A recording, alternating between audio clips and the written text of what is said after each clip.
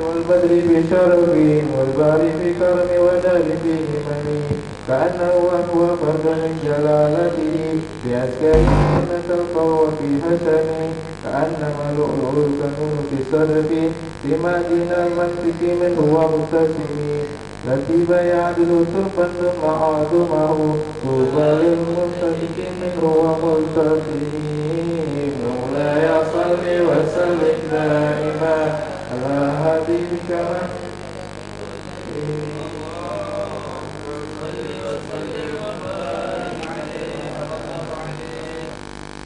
مولاي صل وسلم دائما أبدا على حبيبك في كل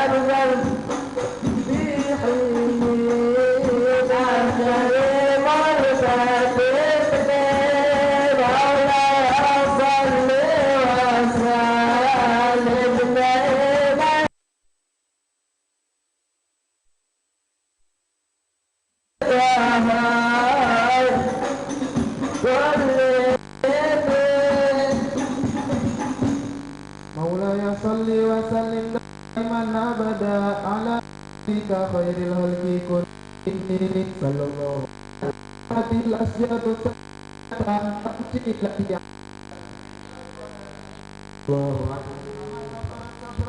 كتبت من بعد الخطيب القومي مثل الغمامة النصر سائر تقيه هروت للهجير حمي أنت بالقمر المنفق إن له من قلبه نسبة مبرورة القسم وما هوى الغور من خير ومن كرم وكل طرف عنه فمي الصدق في الغار والصديق لم يرما وهم nama bil ghari min hadini gondol hamam tabu ta'ala lil bariyati lam tamsud tahumi bighari agnan an mudha'afatin minad durumi wa an alim minal utumi masa manid dahru dayman wa sajartu bihi illa wa nitu diwaran minhu lam yudami sadaqam ila darain min yadi illa salamtun nada min khairi mustalami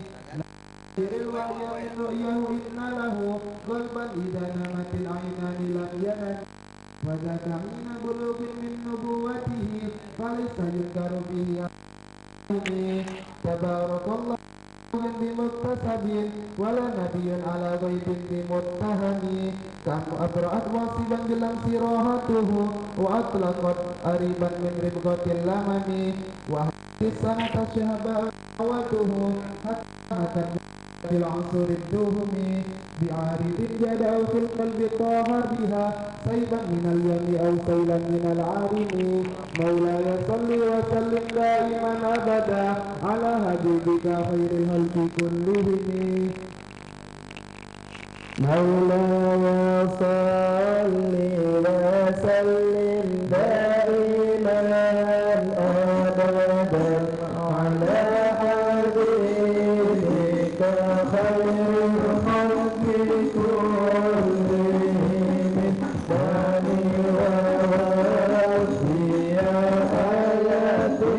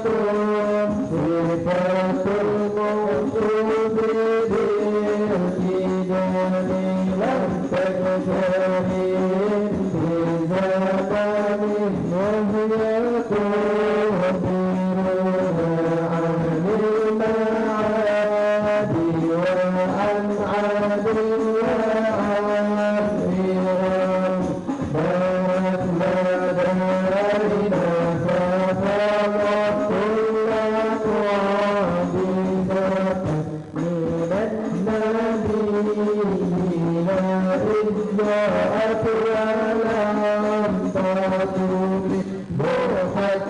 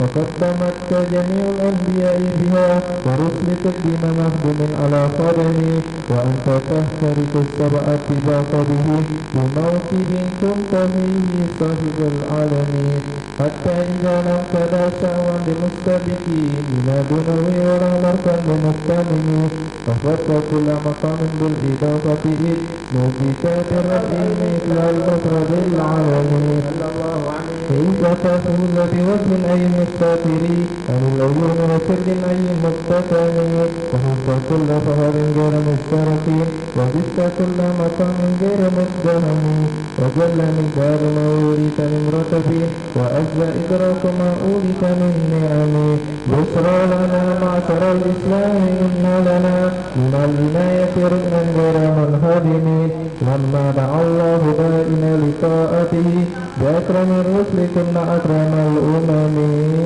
مولاي صل وسلم دائما على حبيبك خير الخلق كلهم مولاي صل وسلم دائما أبدا على حبيبك خير الخلق كلهم ضاعت قلوب العباد أنباء بعفاته كنبأة أجبلت غفلا من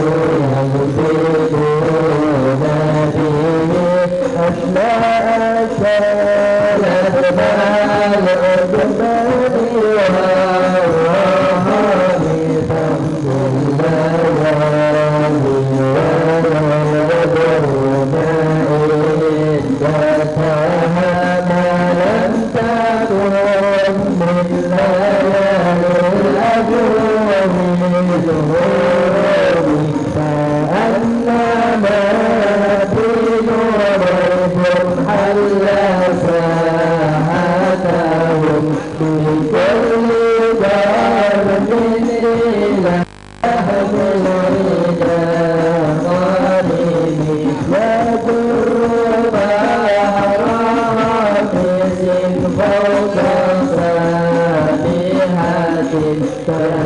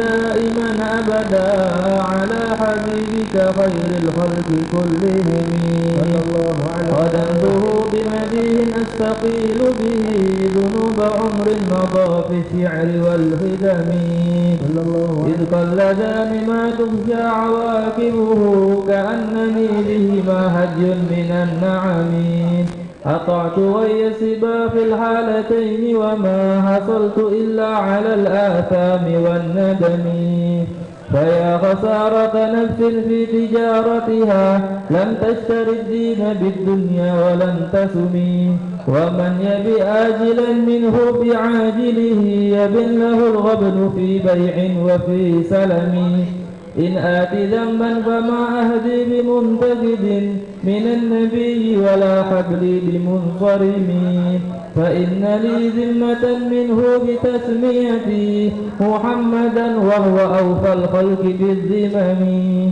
إن لم يكن في معاد آخذا بيدي فضلا وإلا فقل يا زلة القدم هاشاه أن يهرم الراجي مكارمه أو يرجع الجار منه غير محترم ومنذ ألزمت أفكار مدائحه وجدته لخلاص خير ملتزم ولن يفوت الغنى منه يدا تربت إن الحياة ينبت الأزهار في الأكم ولم أرد زهرة الدنيا التي اقتطفت يدا زهير بما أثنى على هرمي مولاي صل وسلم دائما أبدا على حبيبك خير الخلق كلهم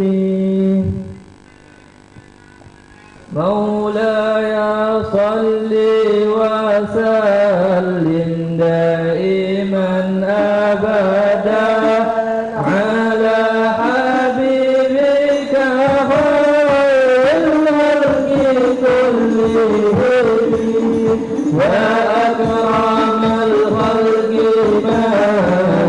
من ألوذ به سواك عنده الحديث العميم ولن يمس رسولا حجاهك إذا الكريم تحت وباسم منتبه فإن من دونك الدنيا وضرتها ومن علومك علم اللوح والقلم ونبذ لا تبنسي من جنات عظمات إن الكبائر بالغفران كالأمام لعل رحمة ربي تهزمها تأتي على حسن عصيان في الجسد وربي واجعل رجائي غير منعكس لديك واجعل حسابي غير منقرم والحب أمدك في الدارين أمثاله صبرا لا تتلوه أول ينهزم وأذن لصحب صلاة منك دائمة على النبي بمنهل ومنسجم ما رمت عجبات البني له صبا وأقرب ليس حاب الورث بالنوال ثم الرضا عن أبي بكر وعن عمر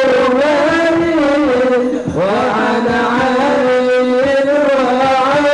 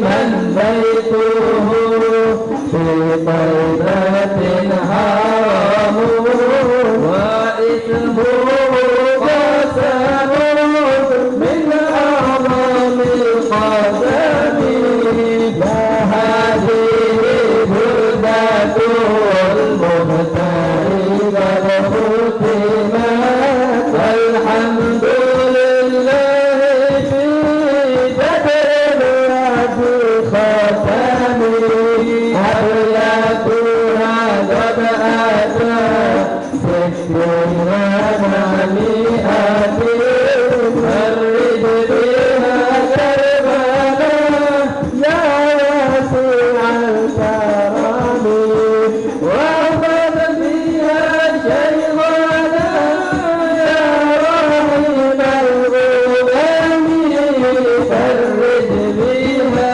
كربنا يا واسع الكرم واحفظ بها شيخنا يا رحيم الأمم فرج بها كربنا يا واسع الكرم واحفظ بها شيخنا يا رحيم الأمم فرج بها كربنا يا واسع الكرم مولاي صل وسلم دائما أبدا على حبيبك خير الخلق كلهم.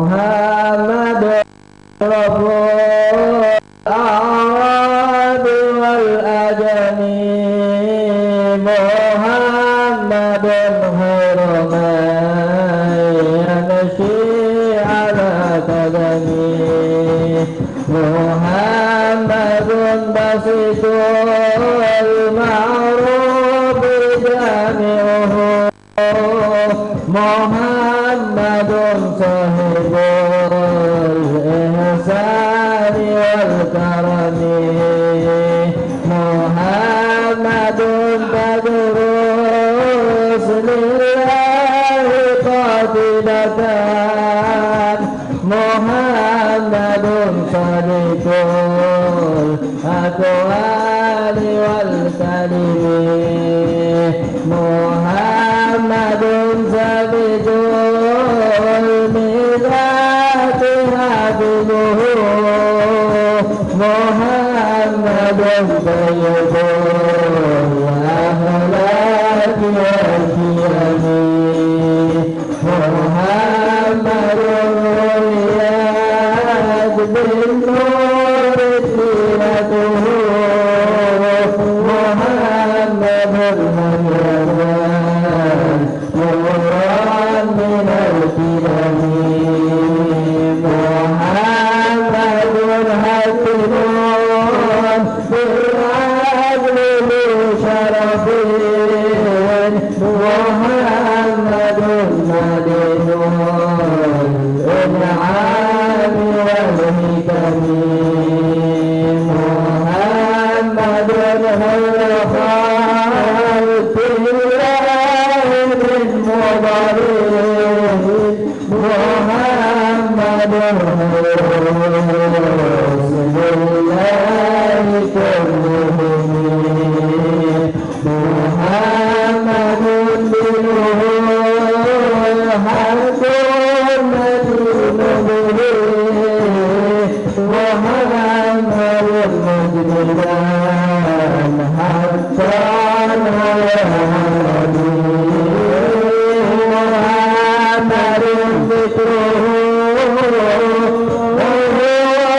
لأنفسنا محمد ذكره فرضان على الأمم محمد دينته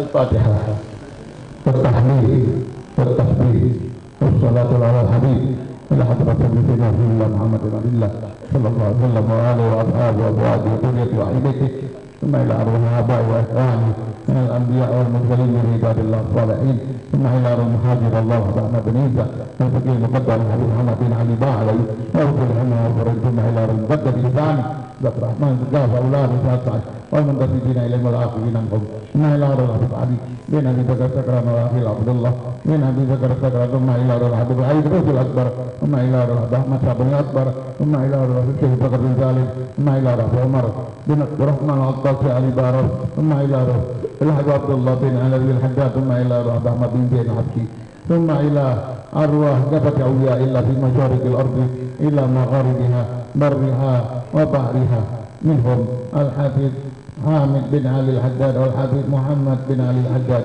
ثم إلى روح الحافظ علي بن شيخ الجاب ثم إلى روح أحمد بن حجان الحبشي ثم إلى روح عبد الرحمن بن محمد المنور ثم إلى روح عبد الله بن سالم الكاف ثم إلى روح الحافظ عبد الرحمن عبد الله الحبشي ثم إلى روح الحافظ أحمد بن حامد الكاف ثم إلى روح الحفيد ثم إلى روح الحفيد صاحب التربة صاحب الحول الحبيب أحمد بن شيخ بن شهاب وأصول وفروع ثم إلى روح عبد الله بن إدريس بن شهاب ثم إلى روح الحبيب أجل بن محمد بن يحيى ثم إلى روح Pangeran Syarif Ali bin Syekh Abi Bakar bin Salim ثم إلى روح Pangeran Syarif Mudin bin Syihab thumma ila arwah kafatil asatibah wal masyayikh wa liman lahul huquq alaina an Allah yaghfir lahum wa yarhamhum wa yadkhilal jannata bi rahmatih wa alam yati anna Allah yaqdi hawaijana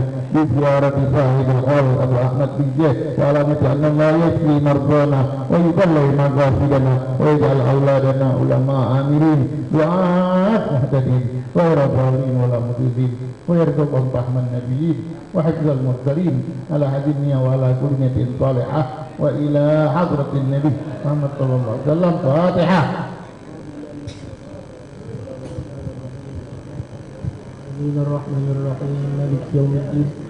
Iyyaka na'budu wa iyyaka nasta'in. Ihdinas siratal mustaqim. Siratal ladzina an'amta 'alaihim ghairil maghdubi 'alaihim waladdallin. Amin. A'udzu billahi minasy syaithanir rajim.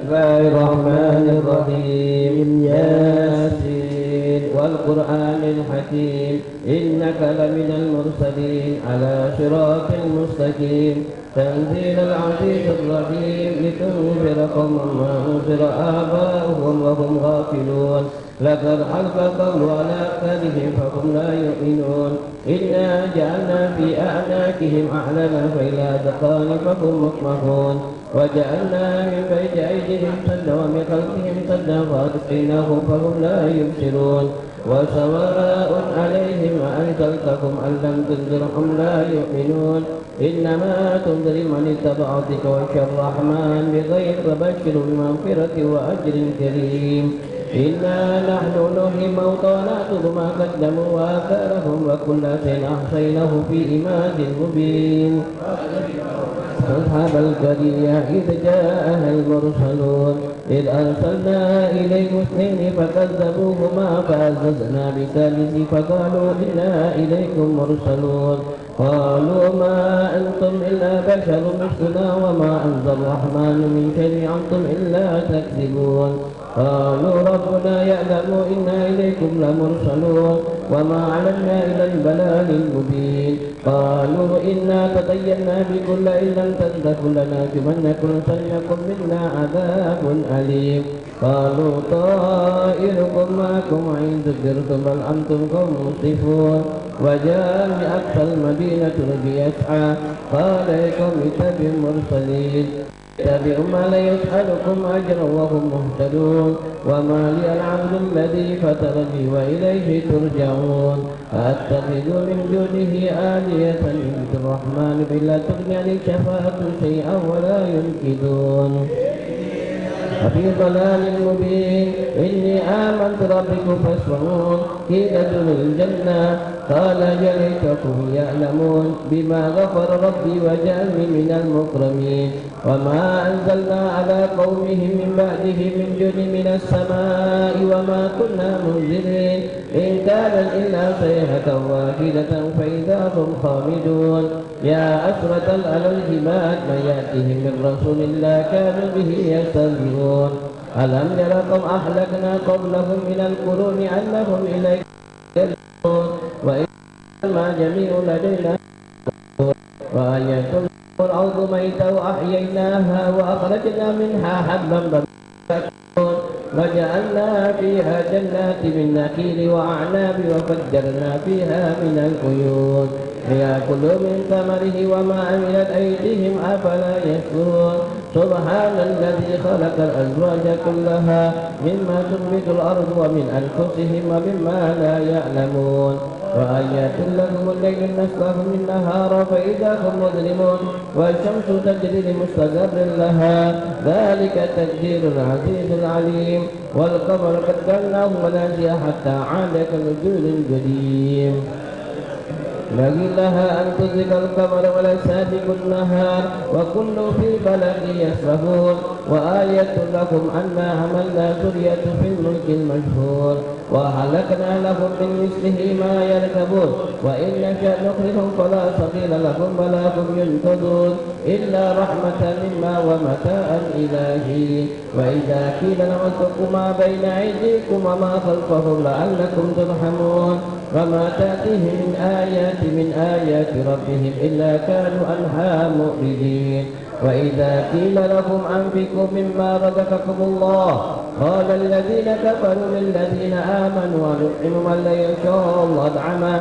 إن أنتم إلا في ضلال مبين ويقولون متى هذا وعد إن كنتم صادقين ما ينظرون إلا صيحة واحدة تأخذهم وهم يحسبون ولا يستطيعون شهادة ولا إلى أهل يرجعون ونفخ في الصور فإذا هم من الأجداث إلى ربهم ينسلون قالوا يا ويلنا من بعثنا من قبلنا هذا وعد الرحمن وصدق المرسلون إن كان إلا صيحة واحدة فإذا هم جميع لدينا محضرون فاليوم لا تظلم نفس شيئا ولا تجزون إلا ما كنتم تعملون جنة يوم في سكر فاكههم هم وأزواجهم في ظلال الأرائك متكئون لهم فيها فاكهة ولهم ما يدعون سلام من رب الرحيم وامتازوا يوم أيها المجرمون ألم أحد إليكم يا بني آدم ألا تعبدوا الشيطان إنه لكم عدو مبين وأن اعبدوني هذا صراط مستقيم ولقد أضل منكم جبيلا كثيرا أفلم تكونوا تأكلون هذه جهنم التي كنتم توعدون اصلوها يوم بما كنتم تكفرون اليوم نختم على أفواههم وتكلمنا أيديهم وتشهد أرجلهم بما كانوا يكذبون ولو نشاء لطمسنا على أعينهم فاستبقوا الصراط وأنى يبصرون ولو نشاء لمسناهم على مكانتهم وما استطاعوا بها ولا يلجئون وما نؤمره ننسي في خلق أفلا يأكلون وما علمناه السحر ما ينبغي له إن هو إلا ذكر المبين لينذر من كان حيا ويحق القول على الكافرين أولم يرى أنا خلقنا لهم مما عملت أيدينا أنعاما فهم لها مالكون وذللناها لهم فمنها ركوبهم ومنها يأكلون ولهم فيها منافع ومشارب أفلا يشكرون لله آلية لعلهم ينصرون لا يستطيع نفسهم لهم جند محضرون فلا يحزن قولهم إنا نعلم ما يسرون وما يعلنون أولم ير إنسان أنا خلقنا من نطفة فإذا هو خصير مبين وضرب لنا ونسي خلقا قال من يحيي العظام وهي رميم قل يا الذي أنشاها أول مرة وهو بكل خلق عليم الذي جعل لكم من الشجر أخضر نارا فإذا أنتم منه توقدون الذي خلق السماوات والأرض بقادر على أن يخلق مثلكم بلى وهو خلاق العليم إنما أمره إذا أراد شيئا أن يقول له كن فيكون فسبحان الذي بيده ملكوت كل شيء وإليه ترجعون إن الله ملائكته يصلون على النبي يا أيها الذين آمنوا صلوا عليه وسلموا تسليما اللهم صل أفضل صلاة على أسعد معلوقاتك حبيب الله سيدنا محمد وعلى آله وصحبه وسلم عدد معلوماتك ومداد وكلماتك كلما ذكرك الذاكرون وغفل عن ذكرك الغافلون اللهم صل أفضل صلاة على أسعد معلوماتك حبيب الله سيدنا محمد وعلى آله وصحبه وسلم على معلوماتك ومداد وكلماتك كلما ذكرك الذاكرون وغفل عن ذكرك الغافلون اللهم صل أفضل صلاة على أسعد معلوماتك حبيب الله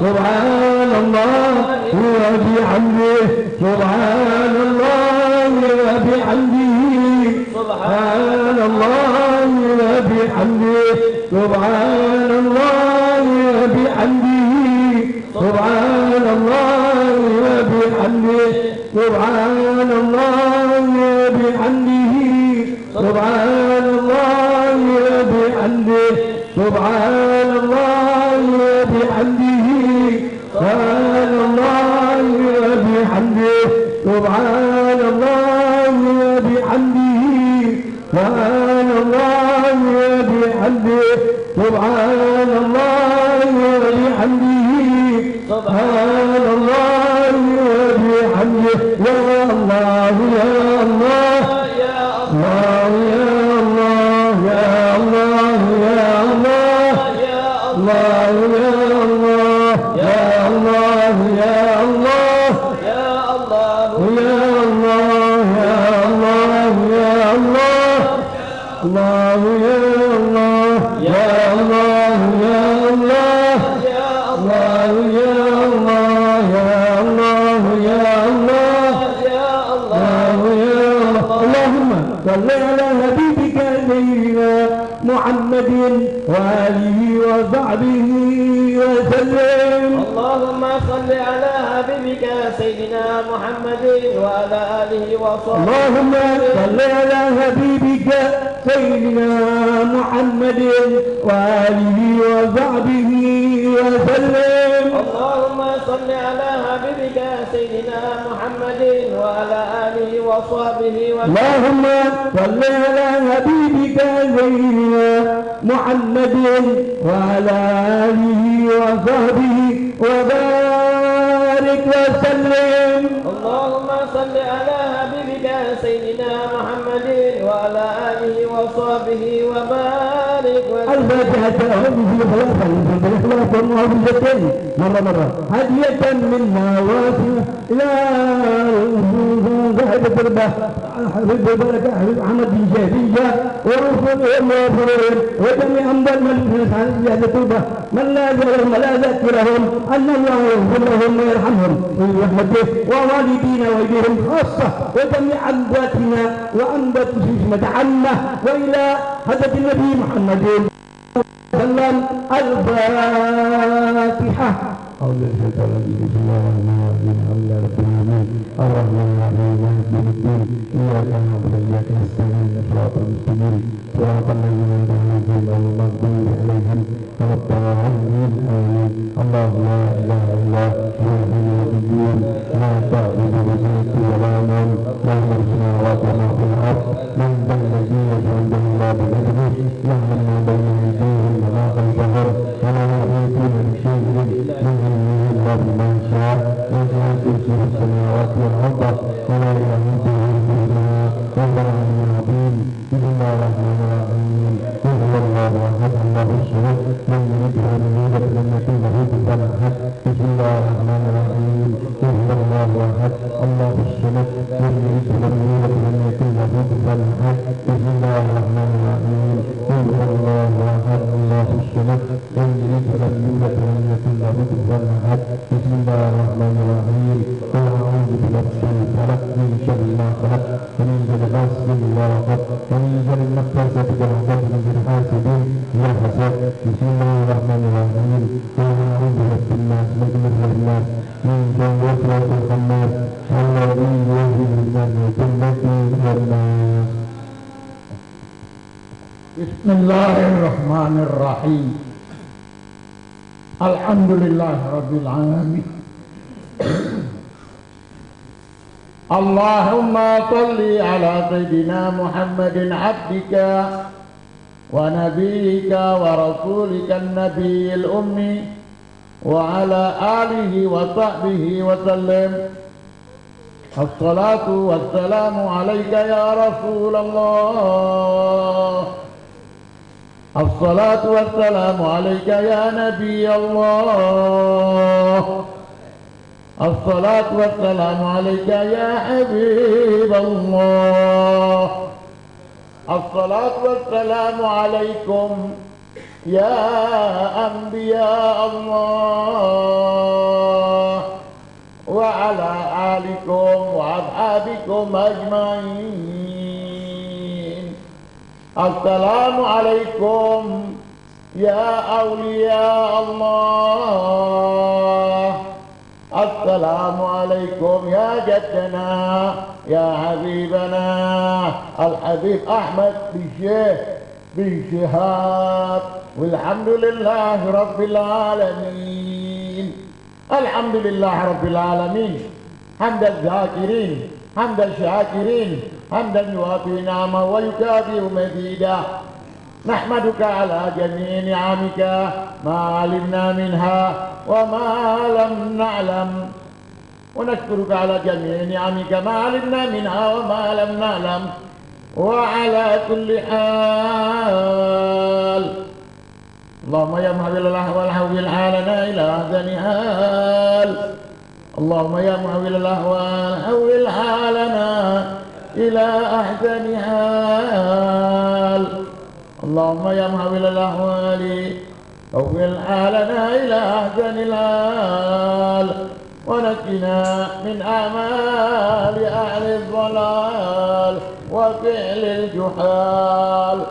اللهم صل وسلم على سيدنا محمد وعلى آله وصحبه وأشيائه وأحبابه وعشرته وأهل بيته أجمعين. اللهم اجعل ثواب ذلك في صحائفه صلى الله عليه وسلم.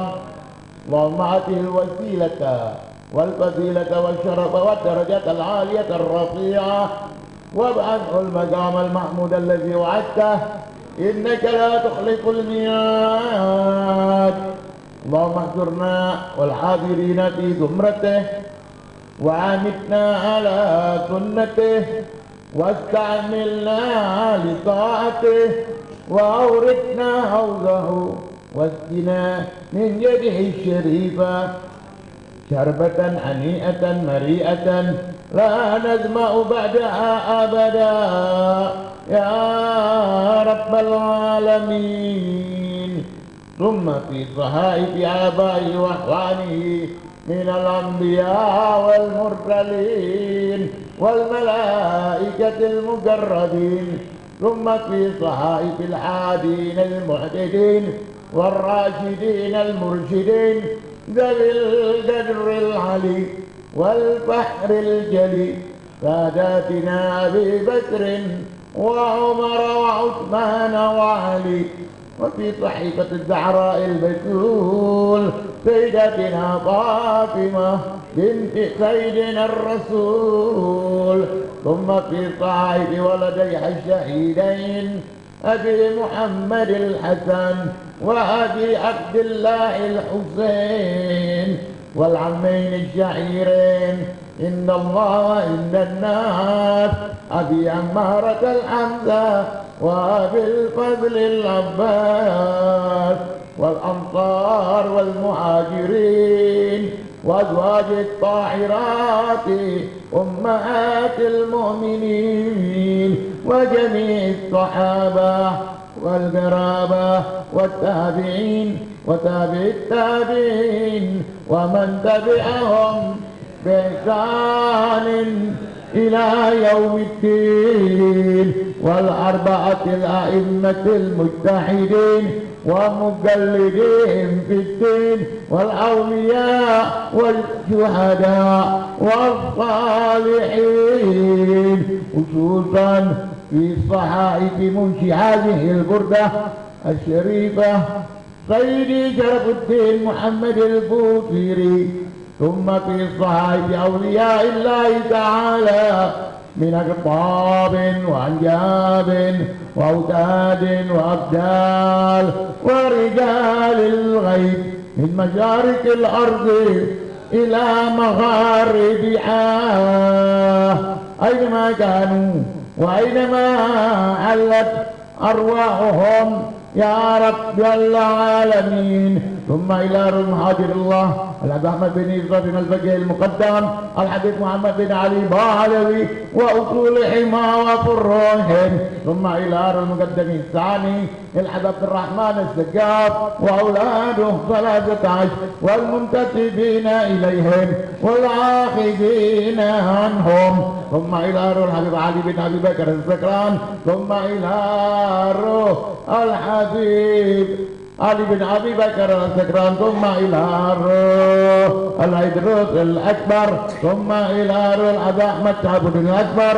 ثم إلى روح الحبيب أبي بكر بن سالم. ثم إلى روح عمر بن الرحمن العباسي علي الإمارات. ثم إلى روح الحبيب عبد الله بن علوي الحداد. ثم إلى روح أحمد بن زين الحبشي. ثم إلى أرواح أولياء الله منهم الحبيب حامد بن علي الحداد والحبيب محمد بن علي الحداد. ثم إلى روح الحبيب علي بن شيخ. ثم إلى روح الحبيب أحمد بن حسن الحبشي. ثم إلى روح عبد الرحمن بن محمد المنور. ثم إلى روح عبد الله بن سالم الكاف. ثم إلى روح عبد الرحمن بن عبد الله الحبشي. ثم إلى روح العزيز أحمد بن حامد الكاف. ثم إلى روح الحبيب عبد الله بن إدريس بن شهاب. ثم إلى روح الحبيب عديل الحبيب عجيل بن محمد بن يحيى. ثم إلى روح pangeran Syarif Ali bin Syahid Bakar bin Salim. ثم إلى روح pangeran Syarif Husin bin Syahab. ثم إلى روح صاحب التربة الحبيب البركة صاحب الحوض فكر الخير في الأهل والإيام حبيبنا وجدنا الحبيب أحمد بالشيخ بالشهاب وأصوله وفروعهم ولذوي الحقوق علينا وعليكم يا رب العالمين.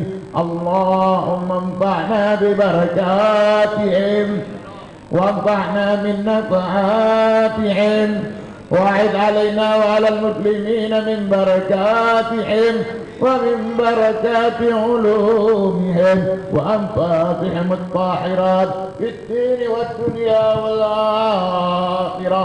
ثم في صاحبنا وأصحاب العابرين والسامعين ووالدينا ووالديهم وأمواتنا وأمواتهم وأموات المسلمين أجمعين.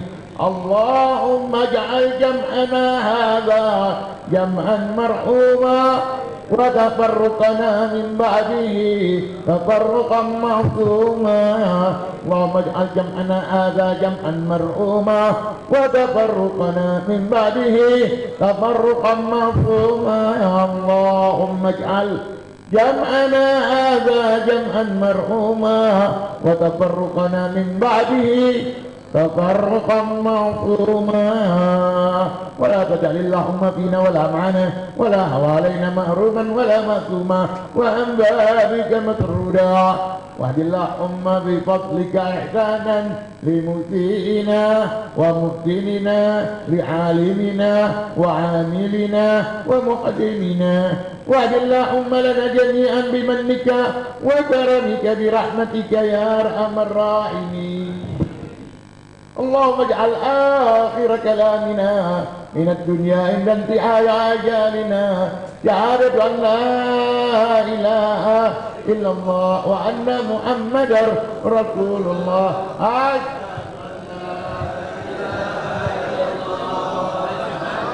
وأن محمدا رسول الله. أشهد أن لا إله إلا الله وأشهد أن محمدا رسول الله. أشهد أن لا إله إلا الله وأشهد أن محمدا رسول الله. وعمدنا عليها غير مفتونين ولا فاتنين ولا قانتين ولا مغيرين يا رب العالمين.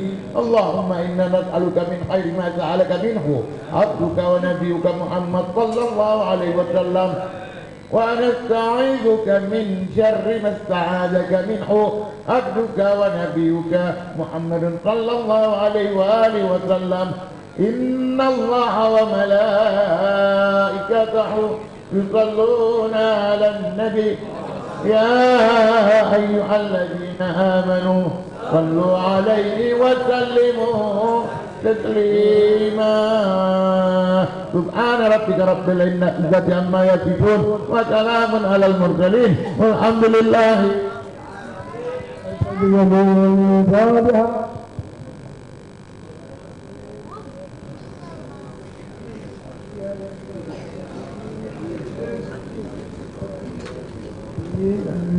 بسم الله الرحمن الرحيم الحمد لله رب العالمين اللهم صل وسلم وبارك وكرم على سيدنا محمد وعلى سيدنا محمد ومن تقبل منا وعلم وتب انت الرحمن الرحيم برحمتك يا ارحم الراحمين وصلى وسلم الحمد لله رب العالمين. Assalamualaikum warahmatullahi wabarakatuh. Alhamdulillah wassalatu wassalamu ala sayyidina Muhammadin wa ala alihi wasallam. Alhamdulillah, tadi sudah kita pembacaan burda dan juga dilanjutkan dengan pembacaan yasin tahlil, dan kita minta sedikit yang menambah keberkahan dalam majlis kita ini. Kita mintakan kepada Al-Habib Ad-Da'i ilallah Al-Habib Mahdi bin Muhammad bin Zain bin Syahar Ahmad bin Zain. Fa'alaihi tafaddal mashkura. Sallu ala nabi.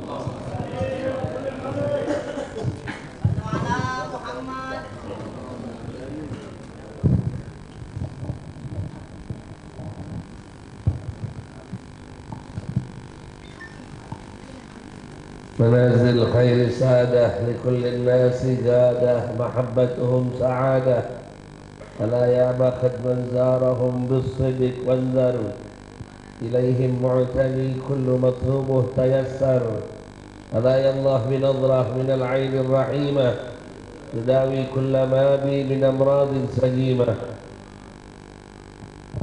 الحمد لله حضرة الحبائب الشرفاء والأساتذة الفضلاء والحاضرين الأعزاء، الحمد لله الحي الدائم البقاء الحاكم على خلقه بالفناء محيي الموتى ومميت الأحياء. اللهم صل وسلم على سيدنا محمد سيد الأتقياء وعلى آله وأصحابه وسائر الأولياء.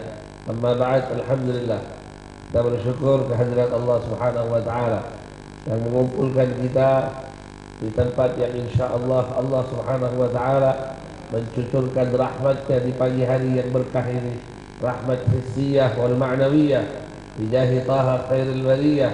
Dan semoga insyaallah di pagi hari yang mulia ini kita mendapatkan keberkahan dari doa Nabi besar Muhammad sallallahu alaihi wa alihi wa sahbihi wasallam. Allah barik li ummati fi bukuriha, ya Allah berikan keberkahan bagi umatku di pagi harinya, dan semoga kita mendapatkan ijabah doa sebagaimana sabda Nabi sallallahu alaihi wasallam, sungguh pada hari Jumat ada satu waktu tidak berdoa seorang hamba di waktu tersebut kecuali Allah ijabah doanya. Semoga Allah ijabah doa-doa kita, Allah kabulkan semua hajat-hajat kita.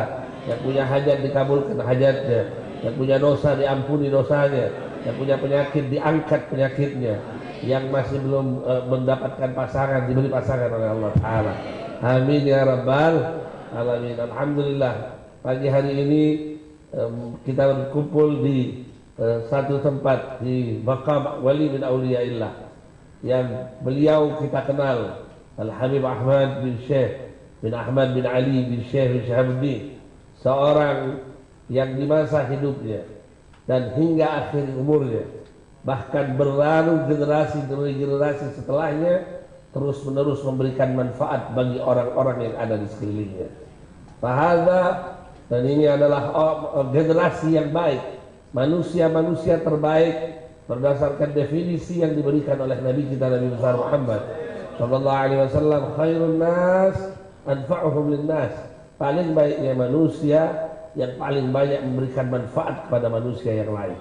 Dan manfaat yang beliau tebarkan, manfaat yang beliau berikan bukan hanya di masa hidupnya, bahkan tatkala beliau sudah kembali menghadap Allah Subhanahu wa Ta'ala. Maka seyogianya bagi kita yang duduk pada hari ini di tempat yang mulia ini, mengharapkan keberkahan beliau, pulang kita ke rumah bukan hanya berharap keberkahan dan doa-doa kita diijabah oleh Allah, tapi bagaimana juga kita meniru kita mentauladani, kita mempelajari dari apa yang beliau lakukan untuk kemudian kita tauladani.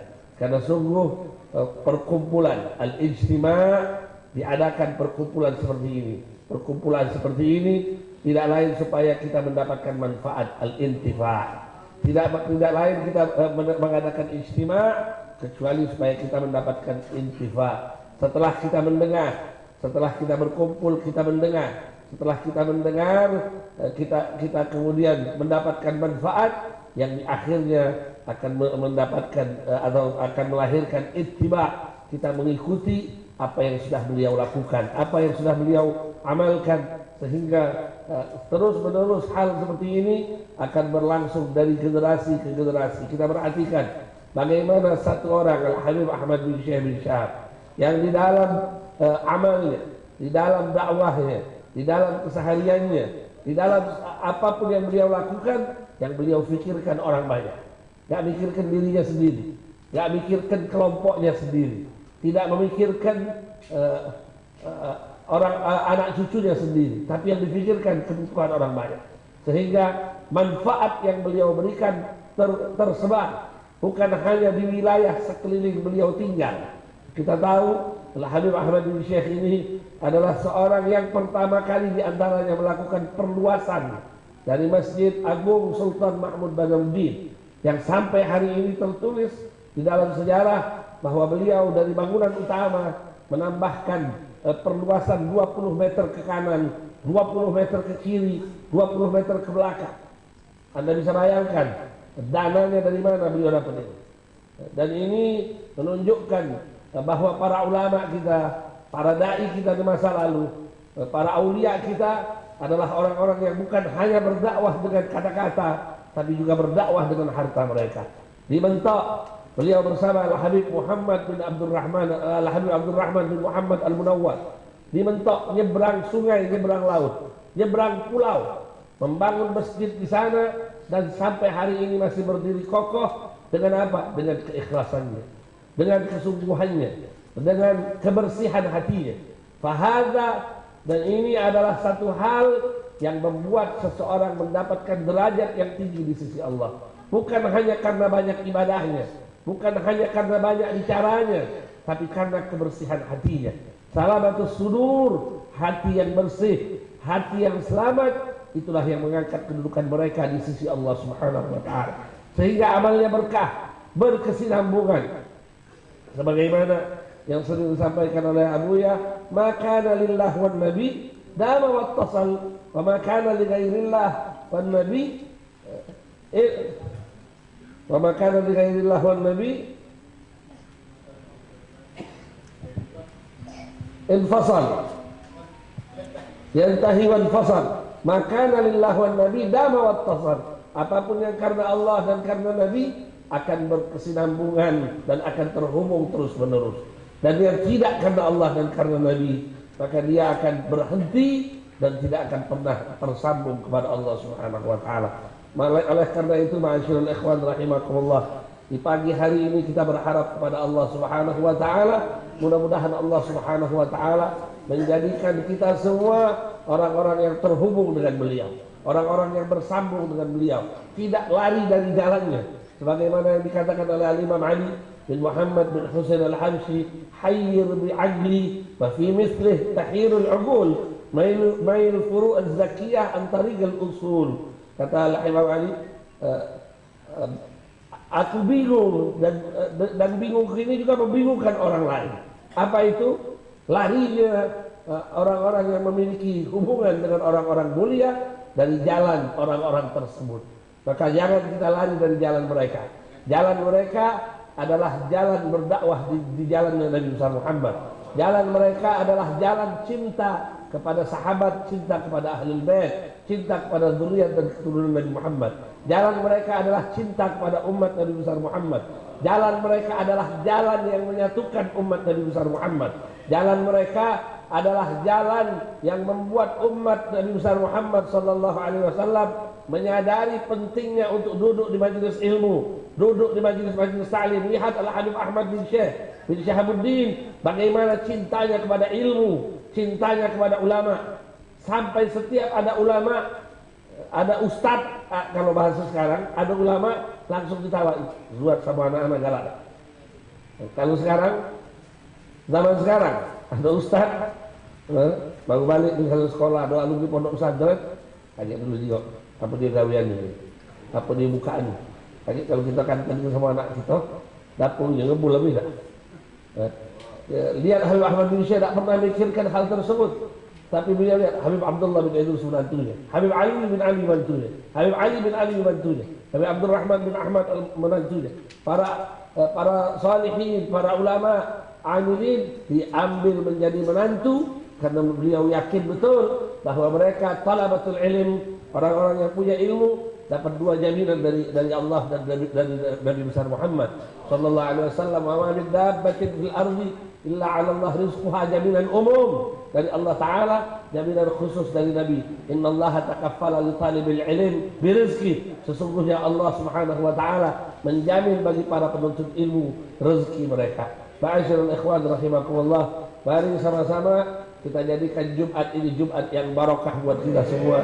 Pulang kita dari tempat ini, mudah-mudahan insya Allah Allah Ta'ala tanamkan di dalam hati kita cinta kepada para aulia, cinta kepada para ulama, cinta kepada orang-orang, kepada semua umat Nabi besar Muhammad sallallahu alaihi wa alihi wasallam. Kita doakan insya Allah guru-guru kita dan orang-orang tua kita dipanjangkan umurnya oleh Allah Ta'ala. Kita merasakan bagaimana masa-masa dahulu yang seperti disampaikan oleh Al-Imam Ali bin Muhammad bin Husain Al-Habsyi. Di saat di situ masih banyak para aulia, para salihin, tapi beliau merasakan takut luar biasa. Kenapa? Semakin sedikit mereka orang-orang saleh. Wadat mahwafuh lakin Rabbul Arbab haris, kan waqti bihim na'im wa safi wa anis. Dulu waktu masih ada orang-orang tua, masih ada orang-orang saleh, waqti bihim na'im wa safi wa anis. Waktu kami penuh dengan kenikmatan, penuh dengan ketentraman, penuh dengan kesejukan. Tapi sekarang berlalu waktu demi waktu, semakin banyak orang-orang tua kita yang wafat, kembali kepada Allah Subhanahu wa taala. Tersagi bagi dan pemberi karunia masih tetap Allah Ta'ala. Kita berharap mudah-mudahan apa yang ada pada asal insya Allah juga turun kepada fara', apa yang ada kepada usul, kepada orang-orang terdahulu diturunkan kepada orang-orang setelahnya. Mudah-mudahan orang-orang tua kita, guru-guru kita, Al-Habib Ali bin Abdullah bin Hamid, Abu Ya Al-Habib Umar, dan semua yang hadir pada saat ini, insya Allah dipanjangkan umurnya oleh Allah Ta'ala, diberikan kesehatan oleh Allah Subhanahu wa Ta'ala, dan semoga kita tidak diharamkan untuk mendapatkan keberkahan majlis yang mulia dan keberkahan dari para awliya was-salihin. Allahumma la tahrim khaira ma indaka bi syarri ma indana fadlan wa ihsana wa judan wa imtinana ya maulana ya mujib ya hadiran la yaghib. Tawassalna ilaika bil habib ta'ti hajatana garib ya rabbi bihim wa bi alihim ajil bin nasri wa bil faraji ya rabbi bihim wa bi alihim ajil bin nasri wa bil faraji ya rabbi bihim wa bi alihim ajil bin nasri wa bil faraji. Allahumma ya muhawwil al ahwal hawil ahwalana wa ahwal al muslimin إلى أحسن حال بحج سيدنا محمد المولى بلال. اللهم أصلح الأمة المحمدية، اللهم أصلح أمة المحمدية، وأصلح الراعي والرعية، وأصلح السادة العلوية، وأصلح من في صلاحه صلاح للإسلام والمسلمين، وأهلك من في هلاكه صلاح للإسلام والمسلمين يا أرحم الراحمين يا أرحم الراحمين. وما تكلمت إلا امتثال الأمر. Berdiri saya di sini diminta oleh Ketua Panitia Al-Habib Hasan dadakan, minta maaf. Wassalamualaikum warahmatullahi wabarakatuh. Waalaikumsalam warahmatullahi wabarakatuh. Jazakallah khair jaza Al-Habib Mahdi bin Muhammad bin Zain Shihab. InsyaAllah apa yang telah disampaikan oleh Al-Habib Mahdi akan bisa bermanfaat bagi kita dan meniru apa yang dijejak oleh Al-Habib Ahmad bin Syekh bin Shihab. Dan juga ini salah satu rangkaian daripada Hal Al-Habib Ahmad bin Syekh bin Shihab, dan juga akan dilanjutkan dengan Ba'dal Maghrib pembacaan Al-Quran dan khataman Al-Quran di Musola Al-Habib Ahmad bin Syekh bin Shihab atau dikenal dengan Musola Muslimun, yaitu di Sungai Bayas, yaitu sampai selesai. Jadi Ba'dal Maghrib sampai selesai langsung khataman Al-Quran. Dan kita minta sedikit penutup dari ini qasidah alamat itu. Allahu Allahu Allah lana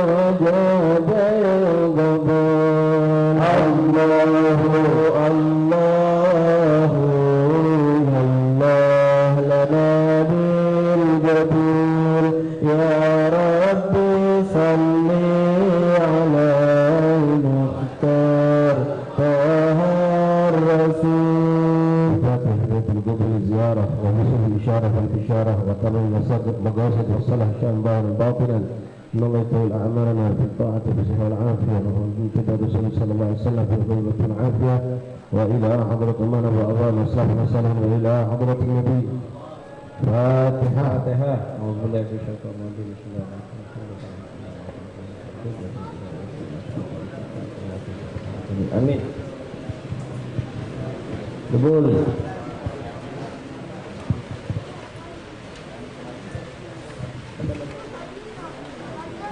Taqabbalallahu minna minkum taqabbal ya karim.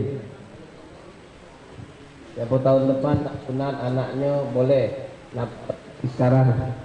Alhamdulillah kita ada sunat masal 50 wong.